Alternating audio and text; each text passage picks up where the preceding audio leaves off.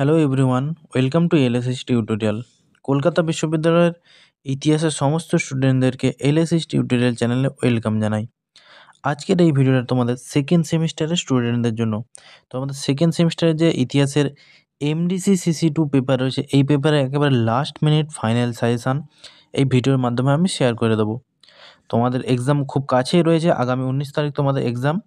সেহেতু তোমরা অনেকেই কমেন্ট করে বলছিলে একেবারে লাস্ট মিনিট কিছু প্রশ্ন শেয়ার করে দিলে তোমাদের সুবিধা হয়। অলরেডি আমি ফুল সাজেশান পোস্ট করে দিয়েছি, তোমরা কিন্তু প্লেলিস্ট চেক করে সেই ফুল সাজেশানটা আগে ফলো করবে। যেহেতু তোমাদের হাতে সময় অতি অল্প, তাই আমি হাতে গোনা মাত্র কয়েকটি প্রশ্ন বলবো। এই প্রশ্নগুলো আশা করছি তোমাদের এক্সামে সুবিধা হবে। তোমরা কিন্তু অবশ্যই এক্সামের আগে এই প্রশ্নগুলো নিজেদেরকে প্রিপেয়ার করে নেবে, ঠিক আছে? তোমাদের দেখো সিলেবাস অনুযায়ী 20 মার্কস, 10 মার্কস এবং 5 মার্কসের প্রশ্ন থাকে। আমি 20 মার্কসের মাত্র 5টি প্রশ্ন বলবো। এই 5টি প্রশ্ন তোমরা করে গেলে আশা করছি এখান থেকেই কমন পাবে। সর্বপ্রথম আমি যে প্রশ্নটি দিয়েছি তোমাদের একের দাগের, সেটি হচ্ছে প্রাচীন গ্রিসের দাস ব্যবস্থা সম্পর্কে আলোচনা করো। অথবা এই প্রশ্নটা বিভিন্নভাবে ঘুরিয়ে ফিরিয়ে এসে থাকে। এভাবে আসতে পারে যে, তুমি কি মনে করো প্রাচীন গ্রিক সভ্যতা দাস শ্রমের উপর নির্ভরশীল ছিল? ভেরি ভেরি ইম্পর্ট্যান্ট প্রশ্ন। তোমাদের কিন্তু গতবারে রোমের দাস ব্যবস্থা এসেছিলো, তাই এবারে কিন্তু গ্রিসের দাস ব্যবস্থা থেকে একটি প্রশ্ন আসতেই পারে। পরবর্তী প্রশ্ন দেখো, 2 নম্বরে যে প্রশ্নটি দিয়েছি, নাগরিকদের প্রসঙ্গ বিশেষভাবে উল্লেখ করে স্পার্টার সমাজ ব্যবস্থা সম্পর্কে নিবন্ধ লেখো। একেবারে স্টার মার্কস প্রশ্ন, ভেরি ভেরি ইম্পর্ট্যান্ট প্রশ্ন। তোমরা কিন্তু এই প্রশ্নটাও অতি গুরুত্ব সহকারে পড়ে যাবে। তারপরে দেখো 3 নম্বর যে প্রশ্নটি আমি দিয়েছি, মধ্যপ্রস্তর যুগের বৈশিষ্ট্য আলোচনা করো। ভেরি ভেরি ইম্পর্ট্যান্ট প্রশ্ন। তোমাদের কিন্তু আগেরবারে নব্যপ্রস্তর যুগ এসেছিল, তাই এইবারে কিন্তু মধ্যপ্রস্তর যুগ থেকে প্রশ্ন আসার সম্ভাবনা অতি প্রবল, ঠিক আছে? মধ্যপ্রস্তর যুগ তোমরা কিন্তু ভালো করে পড়ে যাবে। 4 নম্বর যে প্রশ্নটি দিয়েছি, মানব সভ্যতার বিবর্তনে শিকারী খাদ্য সংগ্রাহকদের সম্পর্কে আলোচনা করো। এটাও কিন্তু ইম্পর্ট্যান্ট প্রশ্ন।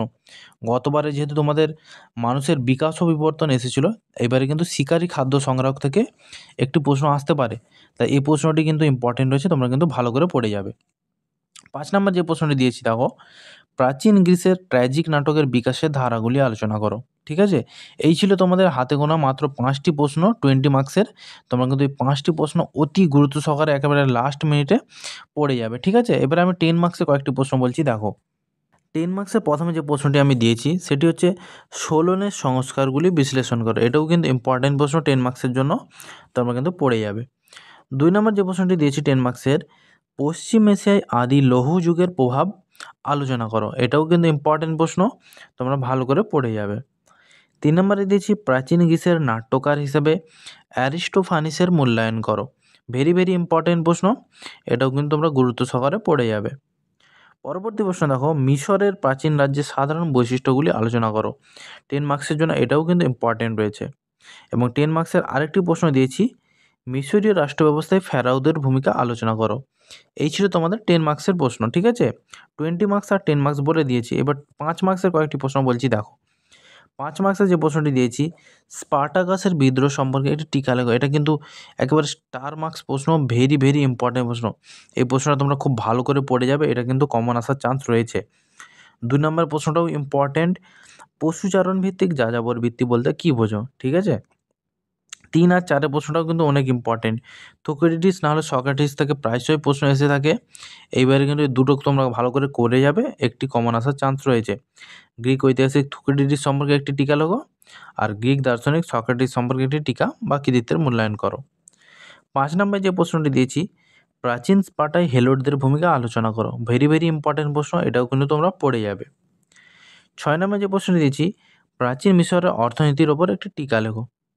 এবং 7 নম্বরের প্রশ্ন দিয়েছি, সোফিস্টদের দার্শনিক ভাবনা সম্পর্কে একটি টিকা লেখো। এটাও কিন্তু স্টার মার্কস প্রশ্ন, ভেরি ভেরি ইম্পর্টেন্ট প্রশ্ন, ঠিক আছে? এই ছিল তোমাদের 5 মার্কসের সাজেশান। তাহলে সম্পূর্ণ একেবারে লাস্ট মিনিট ফাইনাল সাজেশান আমি শেয়ার করে দিলাম। তোমরা কিন্তু অবশ্যই এক্সামের জন্য ভালো করে পড়বে। তোমাদের সকলকে অল দ্য বেস্ট তোমাদের এক্সামের জন্য, ঠিক আছে? পরবর্তী কোন ভিডিও চাও তোমরা বেশি বেশি কমেন্টস করে জানাও। দেখা হচ্ছে তোমাদের সাথে পরবর্তী কোনো ভিডিওতে।